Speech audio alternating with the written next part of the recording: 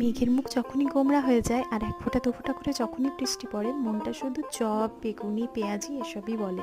আর আমরা লাল মাটির দেশের মানুষরা মুড়ি খেতে খুব ভালোবাসি, আর সাথে চাই কুমড়ি কিংবা বেগুনি।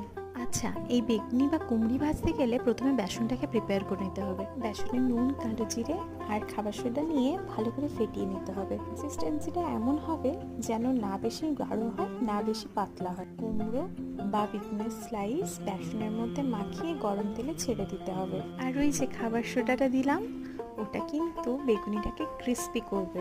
আচ্ছা, মুড়ি মাখছি, আম তেল না হলে কি চলে? আম তেল দিয়ে মুড়ি, বেগুনি ভাজা আর কাঁচা লঙ্কা ইজ দ্য পারফেক্ট ম্যাচ। সাথে পেঁয়াজ আর টমেটো পড়ে গেলে জাস্ট কোনো কথাই হবে না। আমার মতো এভাবে একবার মুড়ি মেখে দেখো, আশা করছি খুব ভালো লাগবে। পরেই কিন্তু লাইক, শেয়ার, সাবস্ক্রাইব করে দেবে। তোমরা ভিডিও দেখো, আমি ততক্ষণে চা, বেগুনি ভাজা, মুড়ি খাই।